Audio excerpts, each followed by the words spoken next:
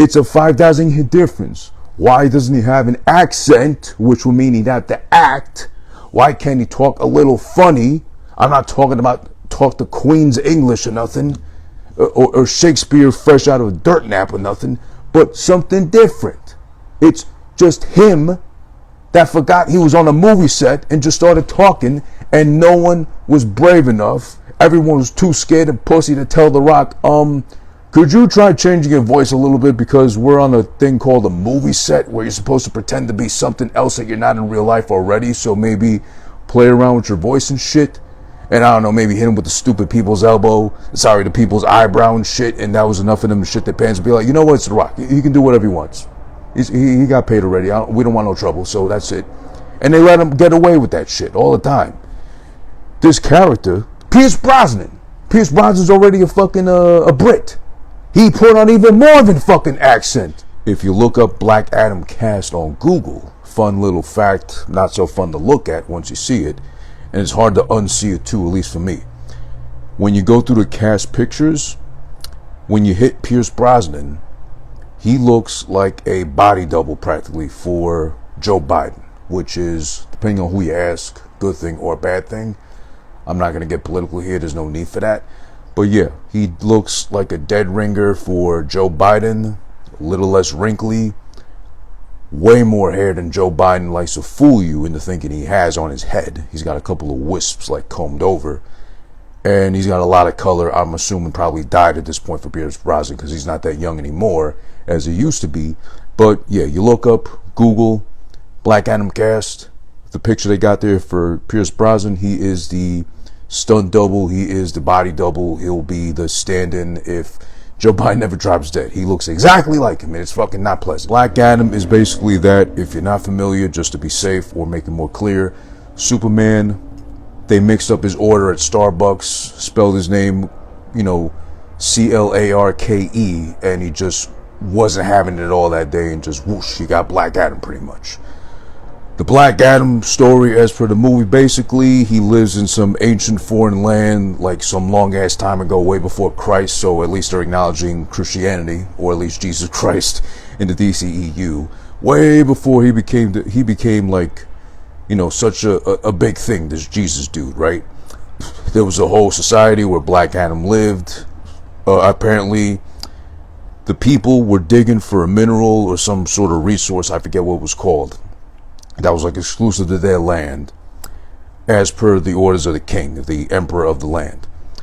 His son, Teth Adam's at this point son, finds the element they're looking for. He's supposed to be heralded as a hero, get a prize, but they tell him, yeah, fuck you, psych, we're not giving you shit, so get back to work, slave, as he was a slave at that time, and they all were. The kid rises up, stands up against him. He says, no, you promised me whatever, do. Then the gods get together of that time. They say, we're going to protect this kid. He's the chosen one. They make him initially the Black Adam of back when. At some point, honestly, I kind of didn't pay attention at first, because it was like, this is kind of a little all over the place for me, a little bit too much for me to take in the lore, per se. So apparently at some point he traded off the son. He traded off his powers to his dad, who wasn't Black Adam, but became Black Adam because he got his powers. They made a Shazam transfer. The Rock, as the dad, takes the powers. From there, he uses it for evil and or revenge because they had killed his son. So he used it to his advantage and or made it a disadvantage by, wrecking shop and killing left and right just because he was angry. They took his son away from him, so rightfully so, he was upset and wanted to kill as much as he could in return. The gods then said, no, you're a menace to society, basically. We're gonna condemn you to like an underground prison for the rest of your existence, presumably. But the whole, civilizations that came after him existing were told a whole different story, like he was a hero, he was trying to save the people, free them, and they imprisoned because of that.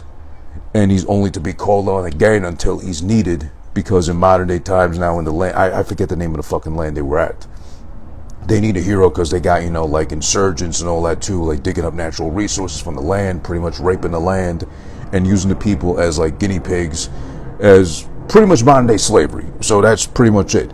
So then there's an archaeologist lady, Sarah Shahi, Very pretty, by the way. So chef's kiss to her for her being so pretty. She's like an archaeologist. She knows what all the symbols in the caves mean of what, Black Adam has been buried alive. She finds the crown. She takes the crown because she's about to get killed by a bunch of military dudes surrounding her and her friend that was brother, I think, that was helping her out. She knows how to summon Black Adam. He comes back to life. Boosh. Of course, there's a Rock in a skin-tight outfit as seen in the poster. As he looks on the poster here, that's me. That's my face, obviously. But as he looks build-wise, body-wise in the posters, what he looks like throughout the whole movie. So it's crazy to think that you work out that long and that hard and eat all your eggs and meat and every single form of protein possible. You can look like The Rock did in Black Adam, which was light work for him. All he had to do was like slip on a big leotard to fit over his muscly frame. And you got Black Adam in real life, IRL. He's wrecking shop, he's destroying, he's killing left and right with the greatest of ease. Because he's awakened, then the Justice Society, was it of America or just Justice Society, whatever. The Justice Society's brought together Hawkman, Dr. Fate, Atom Smasher, and Cyclone to stop him because he's a absolute threat on the global scale.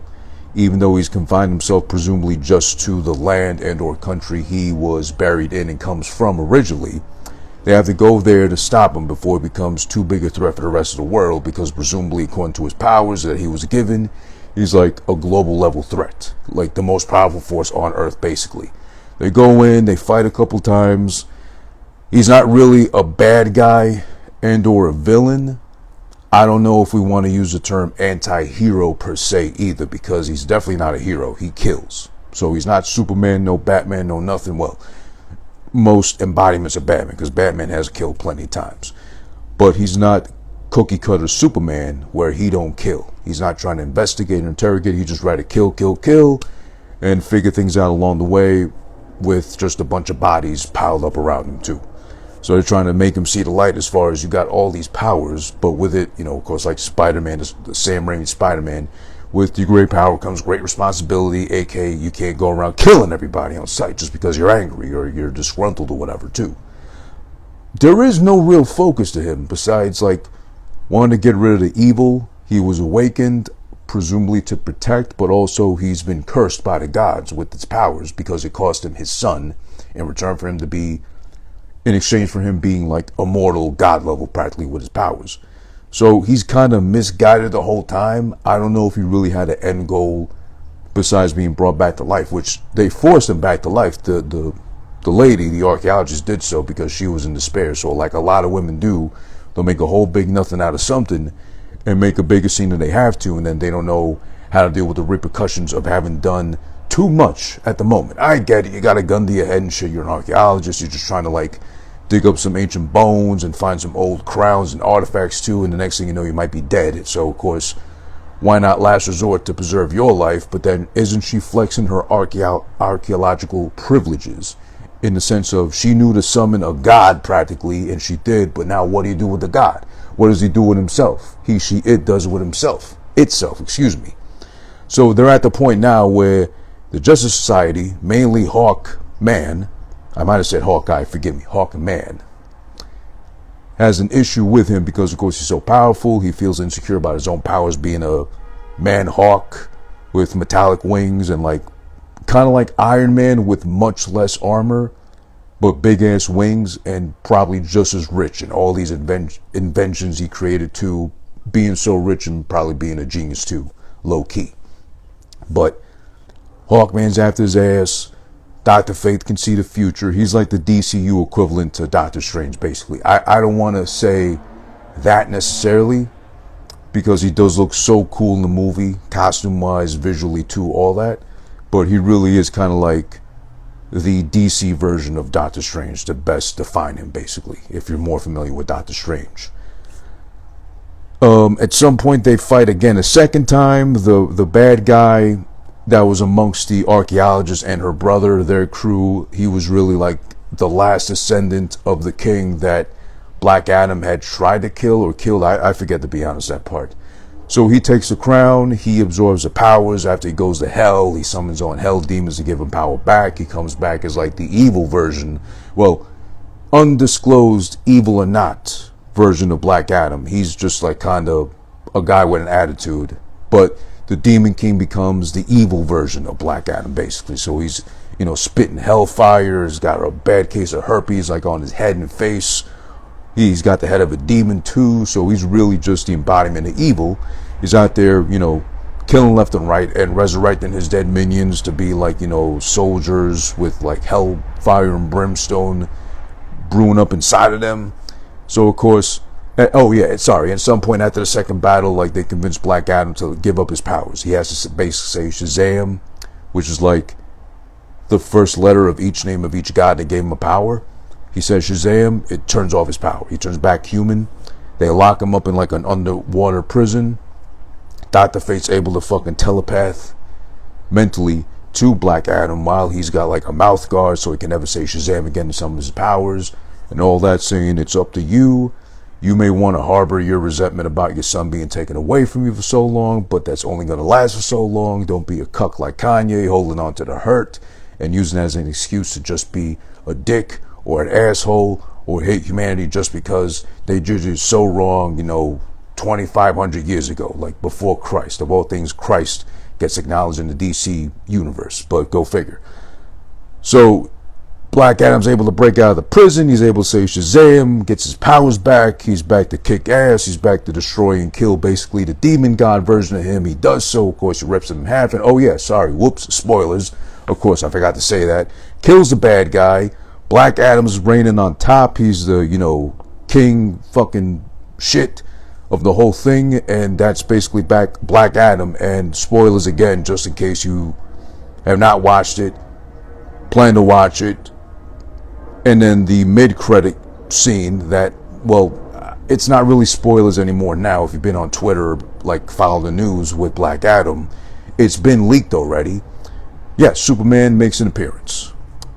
But guess who? Which Superman? Of course, thank God. The Superman we all wanted, you know, a Man of Steel 2 from. We got Henry Cavill as Superman touching down after, God, what's her name? Weller, I forget, the black lady head agent of like the Suicide Squad and all that too. She basically says that Black Adam, once he's like eradicated the Demon King, like, okay, you're good, but according to my law, you need to stay in your country, foreigner, and or else basically I'm gonna come at you hard with whatever I can possible. So he basically dismisses her ass, blows up the fucking little drone she's transmitting from, and then we get Henry Cavill Superman descending down and saying, you know, you never got, no, what did he say? The world hasn't been this nervous for a long ass time, and hello, Black Adam. So of course, Superman being a gentleman introduces himself. That's where it cuts off. But now at least we got, presumably, Henry Cavill back as Superman in the DCU, which they, for some reason, didn't want him. They got rid of him for that. There was a rumor, apparently he was going to be Wolverine, since Hugh Jackman was stepping away from that, which would have been cool, but he would have been a way too big Wolverine to be convincing. I mean, from the comics, if you know, like, I think Wolverine was always supposed to be like a short, stout guy who's just really ferocious and you can't kill him because he won't let you kill him, basically, like a real-life Wolverine. So I don't know if Hugh Jackman's going to be playing that beyond Deadpool 3, as already confirmed, or who else they plan to get as new Wolverine whenever they officially jump ship over. Well, Deadpool 3 will be the first Disney, you know, MCU embodiment of Deadpool and Wolverine, but once they go Wolverine in depth again, eventually solo flick and whatever Disney's version of Wolverine, we'll have to see who that's going to be. But presumably Henry Cavill's back, and I remember The Rock saying that he wanted Henry Cavill to be back in this scene specifically so that he can have eventually Black Adam vs. Superman, as they've done in the comics, as they've done in like the DC animated films, which I never watched. I probably should. But yeah, that's basically the whole synopsis of Black Adam. With that being said, I will say this first and foremost. No disrespect to The Rock. I do like and appreciate and was a big fan of The Rock, considering I was a big fan of wrestling growing up when I was younger. So I love, obviously, the Attitude Era Rock. The Rock before he went to Hollywood and did the Scorpion King, because that Rock, when he came back after the Scorpion King, was annoying. It's like he just stopped taking his like Ritalin pills or something. He was just like all over the place, bouncing whoa, whoa, whoa, whoa, whoa, whoa, whoa, whoa, with the promos and shit. Like just not as funny, talking hysterically, just out of control, like bonkers almost, compared to like this cool, calm, collected, but still roasting you, still making funny, you're still being hilarious without even having to try like that. Rock, corporate Rock, people's champion Rock, etc., etc. But that's more Rock talk, but then of course he is the star of the movie, which I think is the one big mistake you make with trusting The Rock, of all things, as the star of your film. Again, not to really poo-poo or to shit upon The Rock, as I've done plenty of times before, but there is a reason. Black Adam, starring Dwayne The Rock Johnson, is proof positive of how and why, the biggest question of them all, how and why is The Rock the highest paid male actor in Hollywood today, right now? It is baffling. I do not understand why. He looks like $1 million, as the old saying goes. He looks like I would think every man would want to look like. He looks like he's built and or chiseled out of granite, stone, marble, whatever hard, material you can envision to think of. He does look like that, absolutely, to his credit. The man cannot act for shit, though. Literally, in every movie he does. This is my biggest problem with The Rock, besides him being a big problem if I talk too much shit and him wanting to kick my ass like that. I'm willing to run that risk, though, because it has to be said if no one else is going to say it, or no one has the balls to say it. The Rock is a horrible actor. The Rock is a shitty actor. Charismatic, charming, mostly because he's so fucking big and huge, you could probably squeeze your head like a watermelon if you're talking enough shit around him. Absolutely. No doubt there. But when The Rock does any fucking role, when The Rock is whoever he's paid to play, paid a lot to play, we are getting, simply put, The Rock as an overgrown police officer. The Rock as the one and only human big enough to clothesline and or take down an albino ape, a la Rampage. The Rock as a big, tan Samoan man, captain of a cruise ship. I forget the name of that Disney film where he was the captain of a cruise ship. It might have been cruise ship, I don't know.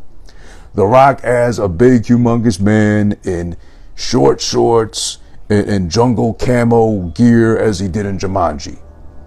He is the action equivalent of Kevin Hart, as in these men will not change a thing about their voice, about their inflections, tones. They won't even try to pretend to do an accent. They won't even try to pretend to talk slightly differently. At least a little higher, or at least a little lower than usual. Something. Some sort of tweak or change to how they would talk, as I said in the post earlier about The Rock. The Rock on Good Morning America. The Rock on Instagram. The Rock, wherever else you see him or hear him talk, on a red carpet, whatever, is the same Rock you get in a movie.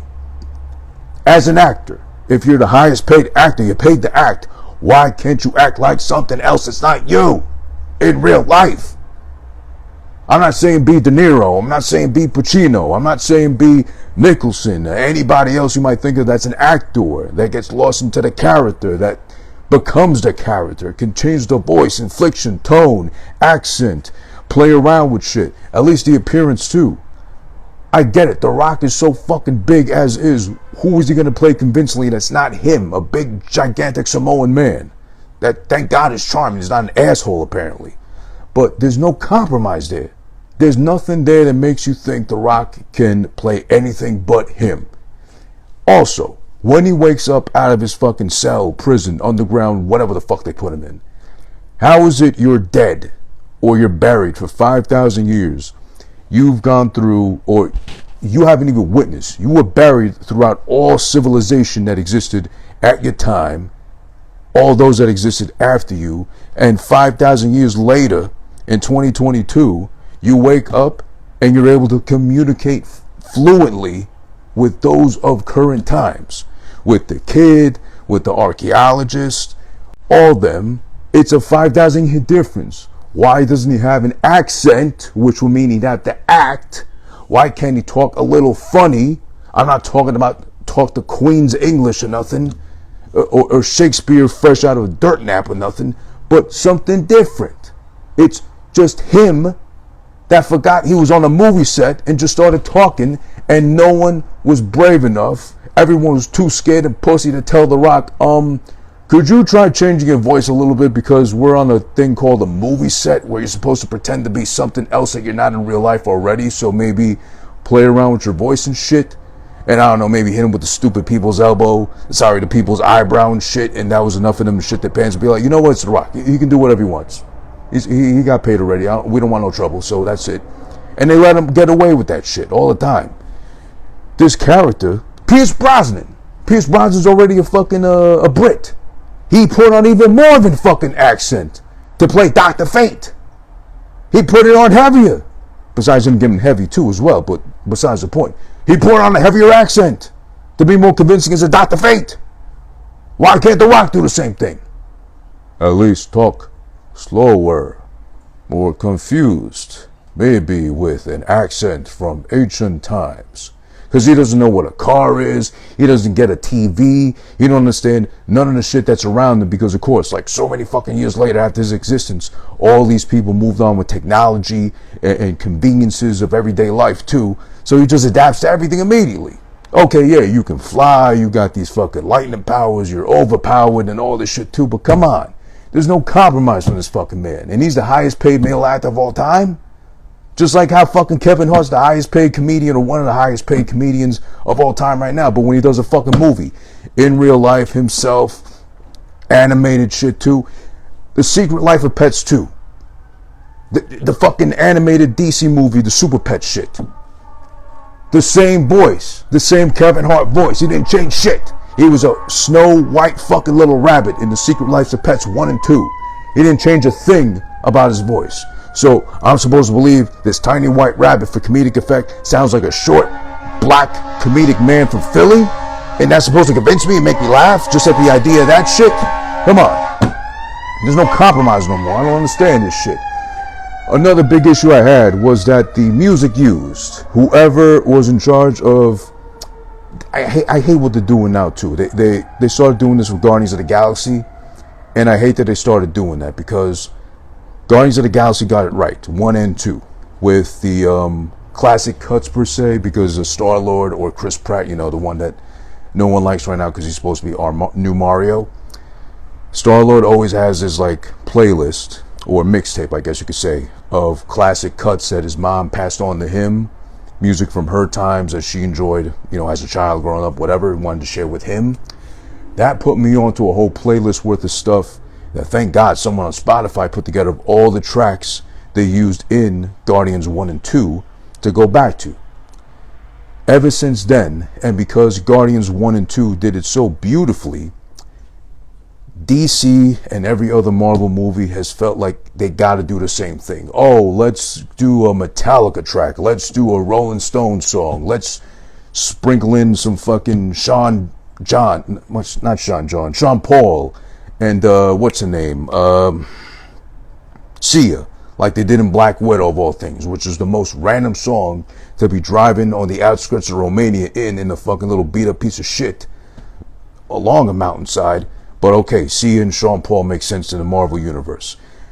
What they did here was horrible, terrible, and lazy. Whoever was assigned, as far as picking music concerned, should have been fired after the making of this movie. Or if they were part of Seven Bucks Productions, you know, the company that oversees this shit, aka The Rock and his ex-wife, Danny Garcia, it should be fired, whatever they identify as, because they went so lazy with 3 tracks in particular. First one, Smashing Pumpkins, Bullet with Butterfly Wings. Overused, too popular. You're not really scraping the bottom of the barrel there, genius, with choosing that song, because it's an easy pick. Anyone fucking knows that song. Kids today know that fucking song too, and they use it to, guess what, to skateboard like the annoying ass kid in the movie did too as well. Number 2, the Rolling Stones, Painted Black. I like the Stones. The Stones have a catalog, decades, stacks worth of fucking songs that would have made better sense, but only because someone again wanted to be lazy. Painted Black, Black Adam, boom! Shoe fits the fucking foot. No, it doesn't. It's like putting a clown shoe on a fucking little person. That's what they did here with Painted Black from the Rolling Stones.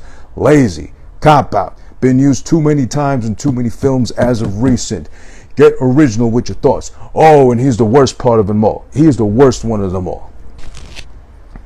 Not only is Kanye right now, or Ye, an asshole, an ass clown, a piece of shit, a dickhead confirmed right now with his behavior. I'm all for freedom of speech. I don't give a shit what you say, as long as you're not doing it with malice or intent of trying to become a modern day Hitler, basically. Which Ye is, let's face it. But they used Ye power, which hasn't already been used, because I was just born yesterday, in commercials, in fucking other movies, in fucking trailers for video games, and for other movies, and for everything else fucking imaginable possible. It's not original.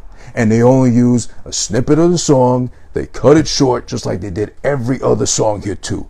Maybe they got a deal on licensing because they said, we only need like 17 seconds of each song that we're going to be using right now, so they can get away with different shit here. Alright, maybe they did it because of that, but right now, it's not the vibes, I'm sorry how you feel about this, if you agree or not, to be in line with Ye of all things. He's an asshole, as I stressed already, and also lazy. It's been used too many in commercials, too much already in movies. There's no point in using it all over again just because you can't think outside the box, outside of your fucking mental jukebox. They should have gotten someone else to do it, because obviously who did it was fucking lazy. I don't get why Hawkman, or Man-Hawk, better yet said, because he's mostly man, but with like hawk wings and like, kind of like up top from the shoulders, neck up, he's kind of like Iron Man-ish a little bit, but he's so rich and black too. I would think, why not let a rich white man do something for once and risk their lives and go in apparel instead of me? I'm already at risk being a black man and rich on top of that too. All I'm saying is, of course, the white man hasn't done enough to put himself out there, put their necks on the line for humanity like that. They'll paint that image with fucking Superman or Iron Man and Spider-Man and all that shit too, but why does the black man gotta do it? If he's already rich as shit, well, relax. Live an easy life. Kick back. Put your feet up on something. Watch a movie. I don't know, BET or something like that. But then again, maybe he's so smart that he became rich that way. He definitely wasn't wasting his time with BET. Hawkman is not fucking with BET. He's doing much better things with his time than sitting down watching Medea, every version possible via Tyler Perry and shit. There's no real introduction to any of the heroes. We just kind of assume we know their powers, which Dr. Faith would have been worth explaining. Maybe not a whole movie, but at least like some backstory more in depth per se, because, spoiler, he dies. At the end, he sacrifices himself, just like the big thing now. Everybody's got to sacrifice themselves in the movie to be the real hero. He pulled a fucking basically Iron Man in Endgame. That's what he did. The equivalent of that, pretty much. To save the rest of the team and humanity, whatever. All that too. Hawkman would have been worth looking into more, getting to know more of his background, his story, because he get really cool wings, super rich. How did he get so rich? How's he so smart? How's he inventing things left and right, pulling all these gadgets out of his ass? This metallic empowered mace that turns into a battle axe that's able to cut through a demon and chop his dick off or whatever. There's Cyclone, who, chef's kiss to the actress that played her, Quintessa Swindell, aka Cyclone. Cute as a button, but useless. Does nothing in the movie worthwhile or worth writing back home about. Cyclone is one of those useless ass powers and or superheroes, I'm sorry, that doesn't even look good on the screen, because just like Quicksilver, remember that when they tried to do that shit however many years ago in, what was it, Avengers Age of Ultron with Quicksilver? They do the same thing here with the really fast swooping in all around, make it look like a cyclone of fucking rainbow, tutti frutti colors and shit. We're not at the level where the visual effects look good doing that shit on film. It does not look good or convincing. Stick to that shit in video games, because in video games it does kind of look good. It's kind of convincing, but only kind of sort of. In movies, on the big screen, not there yet. Please stop trying to make fast superheroes, lightning speed superheroes good. It's just not convincing.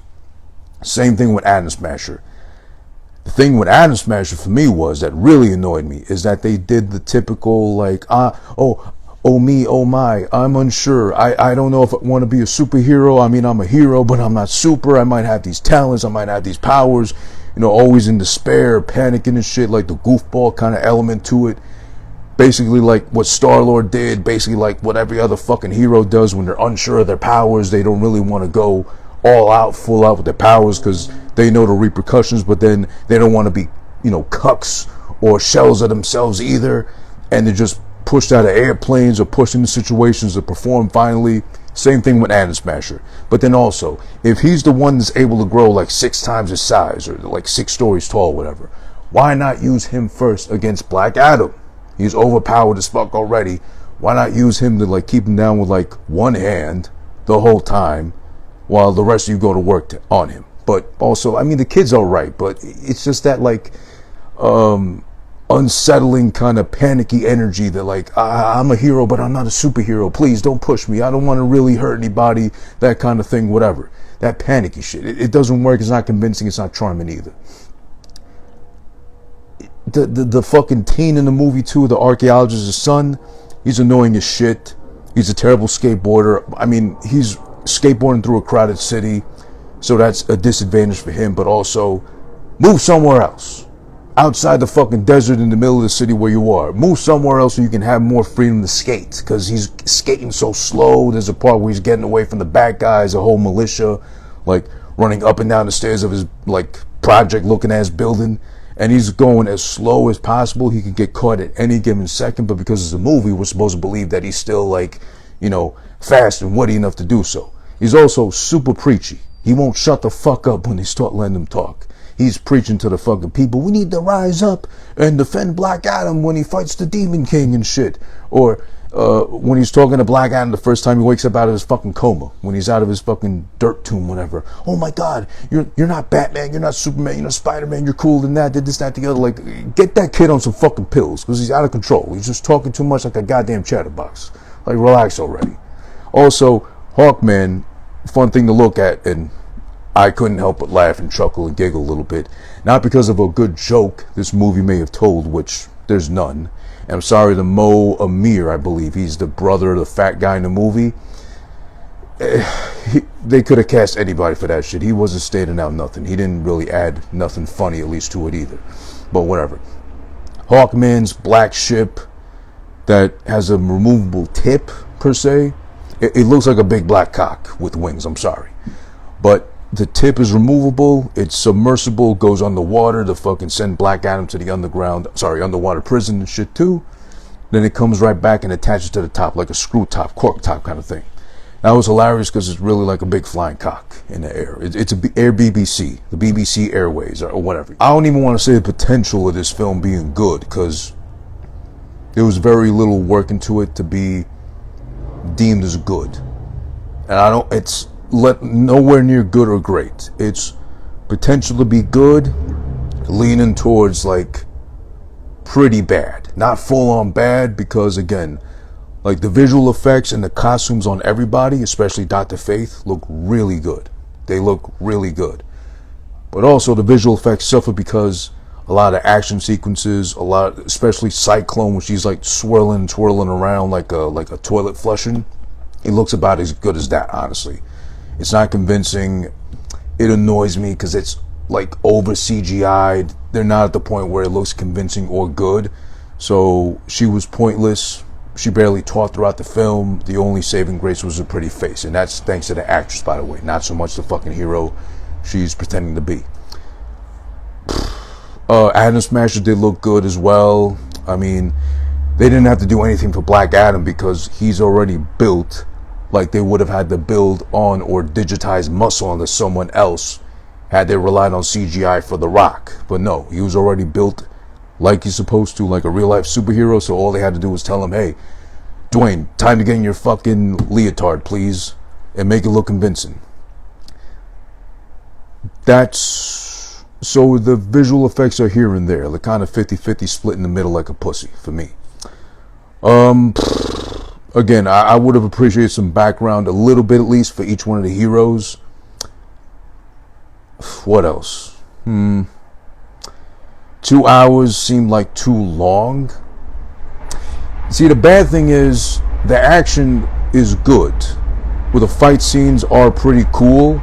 Oh, and the first time he kills somebody, the first death he claims, Black Adam fresh out the tomb, that's pretty awesome. because he grabs a guy by the neck, he's trying to shoot him, all that, he can't do nothing, lifts him off the ground, holds him by the neck, chokes him, but has all this lightning power like flowing through his arms where the guy just like disintegrates in his hand. So from flesh to bone, the skull, the dust, basically. It looks awesome. That's like some of the best CGI I've seen in any superhero movie. It looked like real life shit. It was so good. But you could tell the majority of it went into that one part, and then the rest of them, they just kind of like phoned it in. Or maybe they were working from home and they got lazy and shit. But there's some good moments, like when he's in the desert and fucking people up and throwing people into missiles and just like flipping Humvees over with no effort and shit.